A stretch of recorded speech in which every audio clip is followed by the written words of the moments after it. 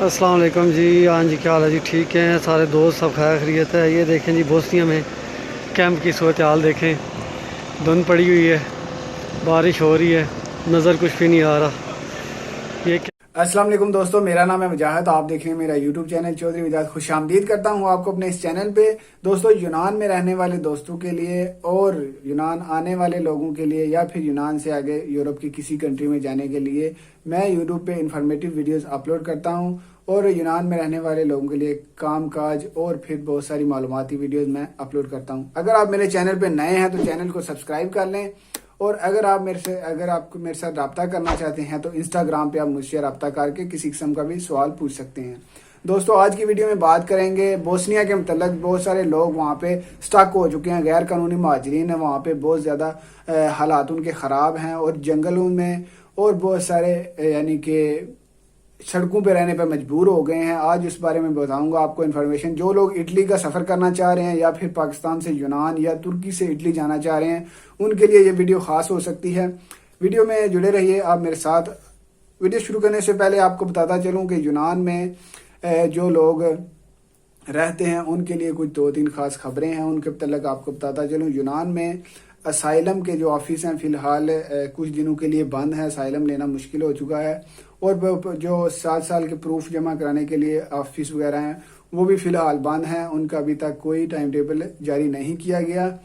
اور جو لوگ غیر قانونی طریقے سے سوچ رہے ہیں آگے جانے کا, ان کو آپ بتاتا چلوں کہ اس وقت بہت سارے لوگ بوسنیا کے اندر سٹک ہو چکے ہیں. مجبور ہیں وہ جنگلات میں کیمپس لگانے پر, ٹینٹ لگا کر روڈز پہ, جیسا آپ میرے پیچھے ویڈیوز دیکھ رہے ہیں وہاں پہ بہت زیادہ حالات خراب ہیں. کیونکہ یورپ کے تمام کنٹریز نے فی الحال بوسنیا کو یہ کہا ہے کہ آپ اپنے پاس رکھیں مہاجرین کو, ہم آپ کو فنڈ دیں گے. لیکن بوسنیا کے اندر اتنی استعداد نہیں ہے کہ وہ اتنے زیادہ لوگوں کو اکٹھا ایک جگہ پہ سنبھال سکے. پاکستانی مہاجرین, سورین اور افغانی لوگ بہت زیادہ وہاں پہ پریشان حالات میں ہیں. کھانے کی بھی کچھ جگہ پہ قلت ہے, اور لوگوں نے اپنے اپنے ٹینٹس جو ہیں وہ روڈ کے ساتھ لگا لیے ہیں اور اس کے بعد جنگلات میں لگائے ہوئے ہیں. جیسے آپ میرے سے پیچھے ویڈیو دیکھ رہے ہیں کہ یہ حالات ہو چکے ہیں. جو لوگ سوچ رہے ہیں کہ ہم اٹلی جائیں یونان سے یا پھر ترکی سے, تو ان کو بتاتا چلوں کہ ہزارہ آپ سوچ لیں, سمجھ لیں, کسی سے مشورہ کر لیں, یا پھر جو لوگ بوسنیا میں پہنچ گئے ان سے رابطہ کر لیں, حالات کی جانچ پڑتال کر لیں, پھر آپ نکلیں. ورنہ آپ بالکل مت نکلیں, کیونکہ یہاں سے 2 سے 3 مہینے پہلے جو یونان میں حالات ہو گئے تھے, بہت زیادہ سختی ہو چکی تھی, لوگوں کو کیمپس اور جیل میں بند کر رہے تھے.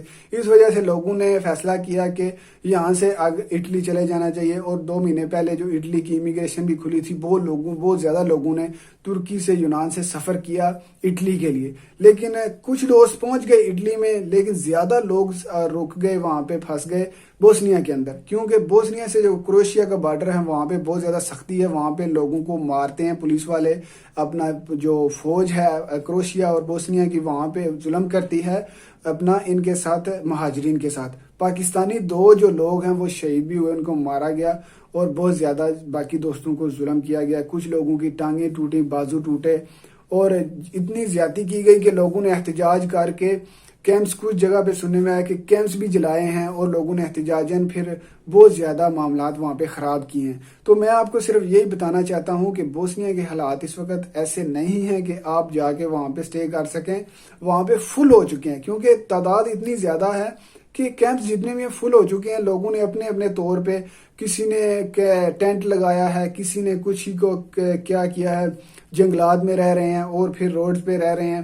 اس وجہ سے آپ کوشش کریں کہ حالات کو مد نظر رکھتے ہوئے سفر بالکل مت کریں. اور جو لوگ اٹلی سے اپنا بوسنیا سے اٹلی پہنچ جاتے ہیں, اٹلی میں بہت سارے لوگوں کو واپس دوبارہ بوسنیا بھیج دیتے ہیں. ہمارے ایک دوست کو اٹلی پہنچ گیا تھا, وہاں سے اٹھا کے انہوں نے ڈائریکٹ ایتھنز بھیج دیا, واپس یونان میں بھی بھیج دیا. کیونکہ ابھی اس وقت جو اٹلی میں بھی حالات ہیں وہ اتنے زیادہ وہ نہیں ہیں کہ ہر بندے کو وہ ٹھیک ہے جی ریسیو کر کے قبول کر لیں.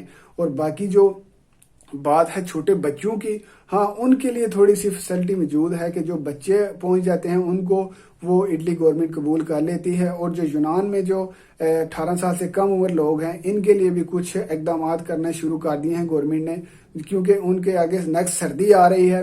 सर्दी में फिर अपना हालात बहुत ज़्यादा ख़राब हो जाते हैं। आपने देखा होगा एथेंस के बहुत सारे पार्क्स में महाजरीन फैमिलीज़ और बच्चे उनके अंदर पार्क्स में सोने पर मजबूर हैं। इस वजह से कुछ ह्यूमन राइट्स जो अपना अदारे हैं उन्होंने काम शुरू कर दिया है, बच्चों के लिए कैंप्स बनाने शुरू कर दिए हैं।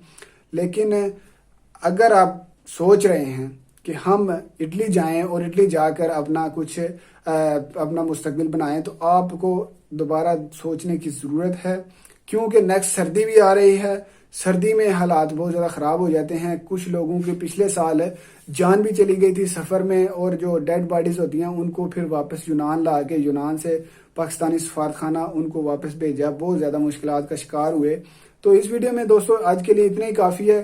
कोशिश करें कि अपना ख्याल रखें, और जो आप इलीगल हैं कुछ ना कुछ डॉक्यूमेंट्स अपने साथ रखें, ताकि आपको किसी किस्म की मुश्किलात ना बने। आप मेरे साथ रब्ता करना चाहते हैं तो इंस्टाग्राम पे मुझसे मालूमात लेने के लिए रब्ता कर सकते हैं। अगर वीडियो अच्छी लगे तो लाइक कर दीजिएगा, और कमेंट्स में मुझे बताइएगा कि आपको मेरी वीडियोस कैसी लग रही हैं। शुक्रिया, अल्लाह हाफिज़।